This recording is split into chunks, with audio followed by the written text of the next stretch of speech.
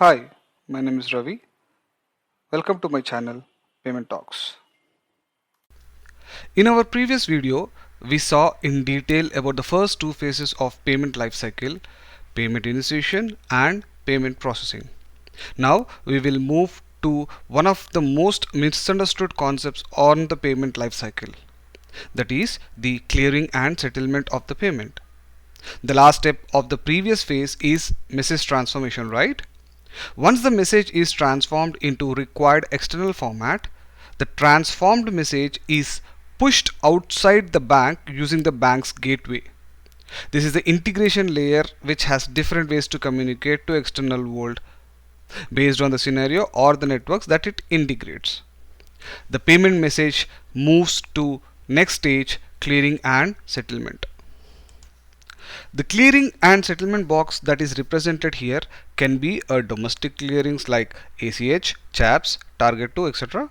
Or this can also represent one or more financial institutions in case of cross-border payments.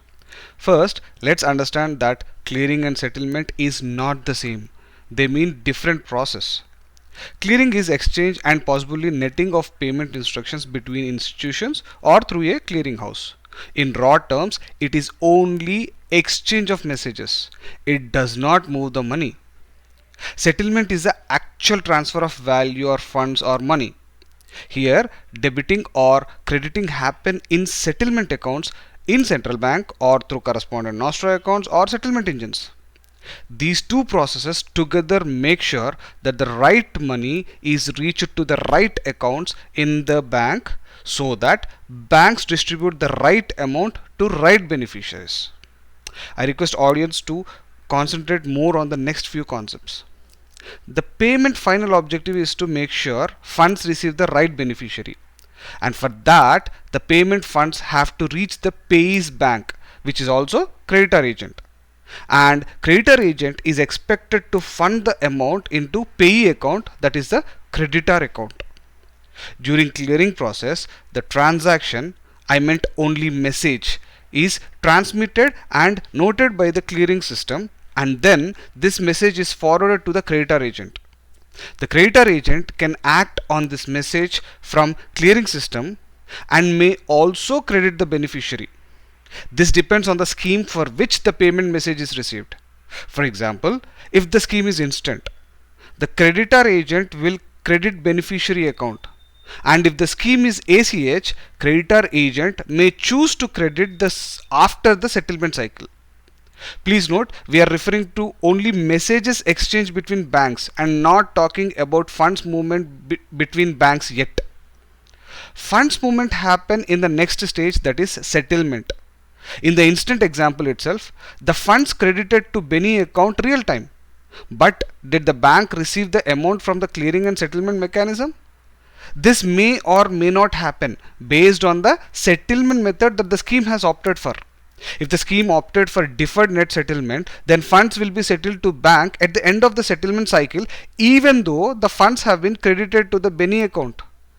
ACH follows deferred net settlement process. The main settlement methods are four. They are ACH, Automated Clearing House, RTGS, Real-Time Gross Settlement, Instant or Faster Payment Systems, and Cross-Border or Correspondent Banking Systems. Let us understand the basic differences between them. ACH is used for low value, typically non-urgent retail payments which are batched together. They use the deferred net settlement method. That means all the batch transactions are settled together either once or multiple times per day between the participant banks of the clearing. It may expose participant bank to intraday risk. Mostly banks provide this service as free, but in many countries this service is also charged nominally. RTGS is used for high value time critical payments.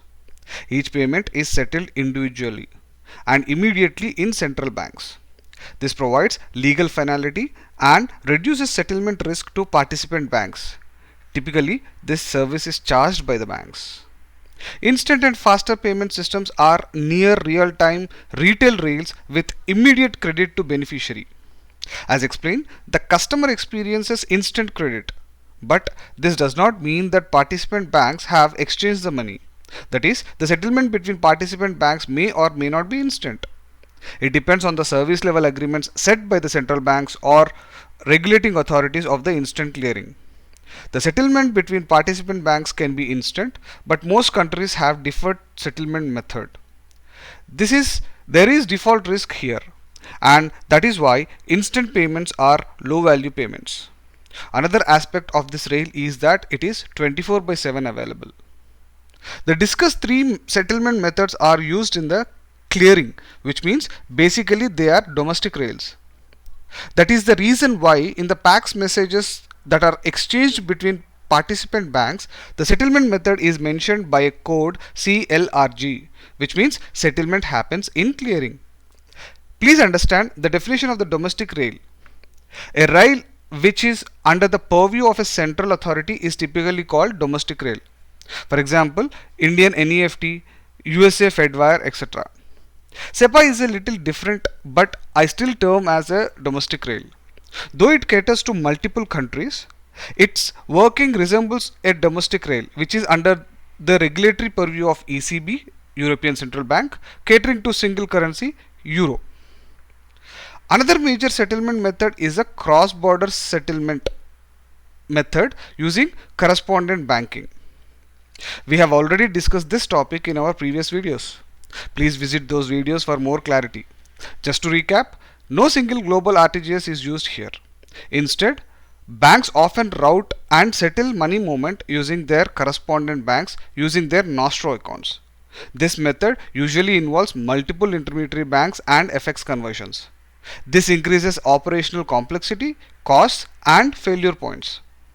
In the messages exchanges between the correspondent banks, the codes that are used for the settlement method are INGA, INDA, and SCOW. Please note that these codes are always from the sender bank's perspective, which means by using INGA instructing code, sender bank meant I settled. By using code INDA instructed, center bank is saying you settle. The code COW is a special case where central bank says for this payment instruction I sent, the funds are covered via someone else. As promised earlier, we will cover these settlement models in detail with examples and accounting entries in separate video. Please note, as the payments are evolving, we have new settlement methods. For example, for cross-border, money does not move countries, but the payments are settled internationally. This is the model used by fintechs like Wise and Revolut. There are crypto-based settlement methods using blockchain technology that are being evolved, which we will cover in future videos. Till now, you have seen the three stages of payment lifecycle, which are outward processes. That's why these three stages are represented by the forward arrow. By the end of payment clearing and settlement stage, the money moved and settled. This means technically the payment's job of sending funds to beneficiary is finished. Then why do we have another stage? And what does this stage do? Let us understand in detail about this step. Firstly, if you see this stage is represented by a reverse arrow. So this stage now moves backwards from settlement stage towards the original initiator of the payment message, the sender or payer. Please note that there are two aspects to this backward process. Before we understand what they are, let us look at an analogy to understand this concept better. Imagine you have 1,000 chocolates. You keep them in a box, treasure box, and gave it to me as custodian. You told me that whenever you instruct, then I should give these chocolates to others as per the instruction. You maintain a book to note down the chocolates that will be with me after each instruction you give. Now you gave me a first instruction to give 50 chocolates to your friend A. You noted down this in your book, but I did not respond back to you. Two possibilities here. I did not even listen to your instruction, or I might have not responded back to you, but I followed your instruction and gave them to your friend A. But here you will be in a confused state and you won't have any clue whether your friend A will receive the 50 chocolates or not. So this situation is obviously not ideal even if the instructed is acted upon. Then there is another situation where I responded back to you saying yes I will, and then gave this 50 chocolates to your friend A. Which is better? Obviously second one, right? Where I clearly communicated and then gave those chocolates to your friend. In the first case, I did not communicate to you, but there is a possibility that I still did the same thing what you instructed. This communication gap might have created anxiousness where I understood your instruction correctly or not. So responding back on your instruction is important, right?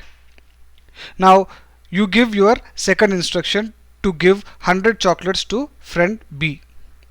I responded back saying yes I will. I give 100 chocolates, but how are you sure that I have taken only 100 chocolates from your treasure box and not more than 100, and still give 100 only to your friend B? Very simple. You can ask me, right? Then I will give you information saying that you gave 1000 chocolates and out of it I gave 50 to friend A and then 100 to friend B, and now I have 1000 minus 50 minus 100, which is 850. You will also check your notes and see that the information I gave tallies with the notes you have written in your book. When you enter in your book for each instruction, you have two options. Either you can enter and then instruct me. In this case, what if I don't respond? Then you will be anxious. Another way is you wait till my response and then enter the book. Which is better? Obviously, if you enter your notebook after my confirmation, that it will give you confidence that there is no communication gap, right? Hope everyone is following this example. Now we will draw parallels to our payment world from this example. Here you represent the debtor bank, which is processing the transaction.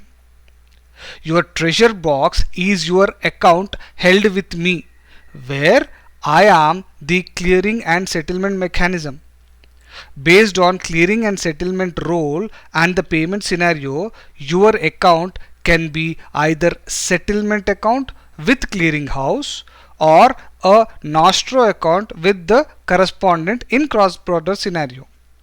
And chocolates of course are funds that are held on behalf of debtor bank. Your instructions are nothing but the payment instructions, where they instruct to move funds to your friends who are creditor agents. The book that you maintain to keep the record of your instructions is the internal ledger of the bank.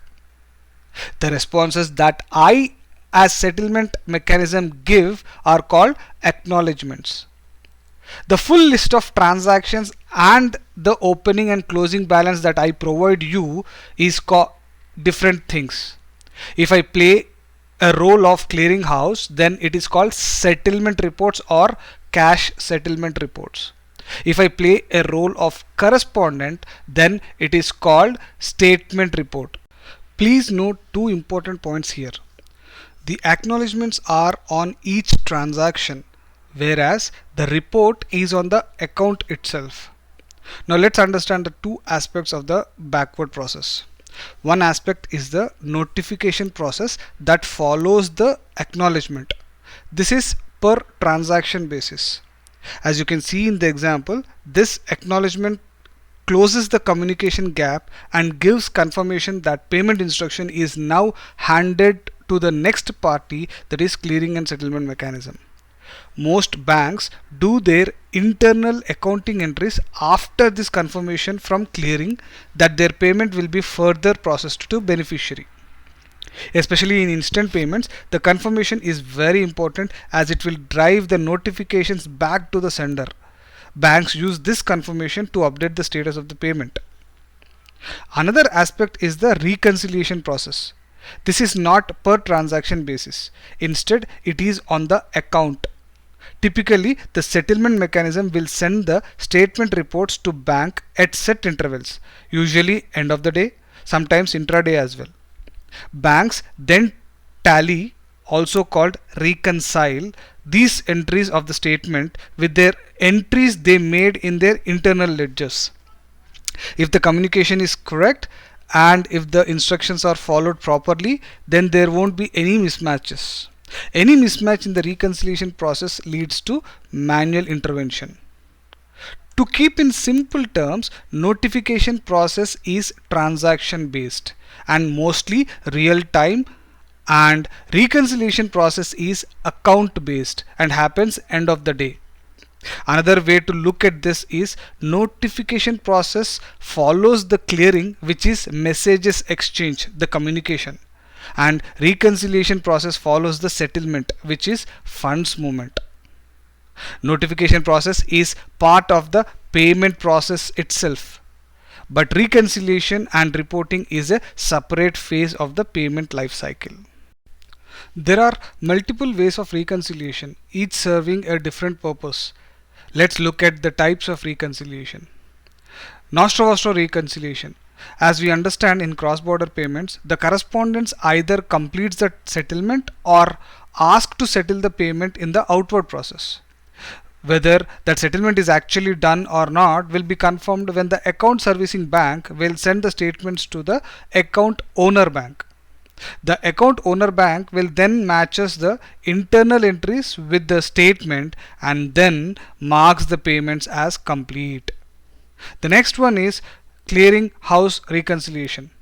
When banks send or receive payments through a clearing house, ACH, RTGS, SEPA, FPS, etc., they must later reconcile what was sent versus what was actually cleared and settled.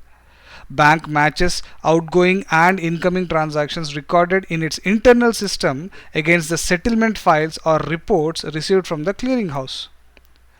General ledger or subledger reconciliation. Banks often do many different varieties of posting entries. In this reconciliation, banks have to reconcile all their ledger entries. We shall see what kind of entries these are in the next video on accounting entries. Customer reporting and notifications. Customer who is the original sender should be informed about the status of the payment, right? There are two kinds of reporting. One, instant per transaction basis using the notifications like SMS, email, etc. And other one is a consolidated information using the statements. Reconciliation marks the end of the payment life cycle, end to end, forward and backward. So a payment life cycle typically contains 4 stages if everything goes well. In reality, this is often not the case. We have already discussed in these videos few of the reasons why a payment may be stuck in one of the 4 stages. That's why we have another stage called exception handling and investigation, which covers the entire 4 stages of the payment end to end. This is a bidirectional flow, which means sometimes the issue happens in the forward process where bank will resolve to move the payment forward, and sometimes issue might happen which needs to be reported back to the sender that payment cannot be processed further. Let's look at the typical exception types. Technical failures like network message format error, failed conversion from MT to MX, or from external format to internal format, etc. These exceptions are technical, and to resolve them in future, system changes may be required. Data errors like wrong account number, closed accounts, missing required fields can occur. These errors can be resolved in future by having changes on the channels to capture the correct required data. Insufficient funds is another exception scenario where it is not system fault. System actually did well to stop the payment so that it may not be rejected by the counterparty. Here no specific action is needed, but by funding the relevant account, issue is solved. But how will the payment move further? Some payment engines have retry mechanism with set pattern and it can move the payment. Sanctions and compliance hits. Now these are things which banks cannot avoid. Otherwise it might lead to reputational risk for bank. In fact, banks report these hits to relevant authorities. But before reporting, bank operational user will check manually to avoid any false positives. Duplicate payments are scenarios where by mistake if same payment is getting processed twice, then they will be stopped and marked as duplicates and closed without processing.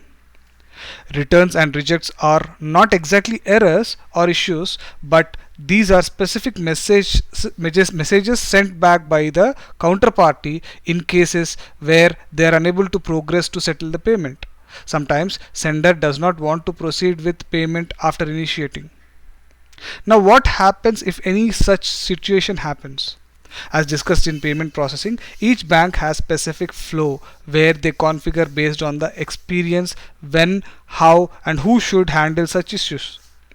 Usually, banks first have alerting mechanism for detected issues. Then they try to triage these issues in terms of priority. Then, after analysis, they try to find the root cause and plan remediation so that such issues will not happen again. In some cases, the issues are escalated or reported back to issuer using codes, standard or custom codes, which are then converted into understandable language for the user. Whenever any such issues happen, and if the accounting entries happen and payment cannot be fixed to move forward, then these entries need to be reversed. Funds needs to be given back as payments could not be honored. Otherwise, it leads to customer dissatisfaction and escalations. Whenever any such issues happen, the bank needs to take action on that based on the severity. The issue needs to be immediately attended. Every bank has SLAs and KPIs to handle the non-STP transactions. With this, we come to the end of payment lifecycle, all 5 stages. But before we close, I want to explain 2 scenarios for more clarity. Scenario 1, where the beneficiary belongs to the debtor agent bank itself. These payments are called on-us payments. Here, the payment instruction is not sent out. Instead, the bank does the clearing and settlement into Beni account and just informs the beneficiary about the credit. Scenario 2. Instead of the customer of bank initiating a payment, it receives the payment from another bank or clearing. These payments are incoming payments. Then how does the payment lifecycle changes? Here, the fundamentals remain the same.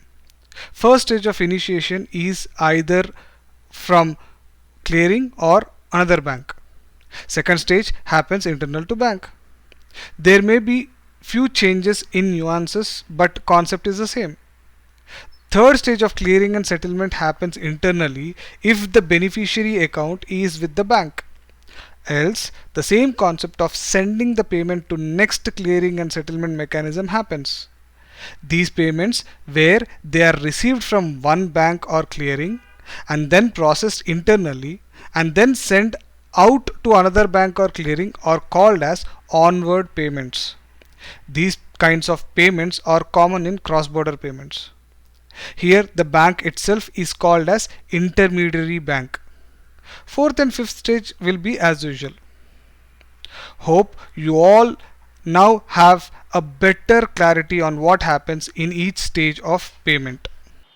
Thanks for watching this video. If you like this video, please like, subscribe and share for more such interesting topics on payments.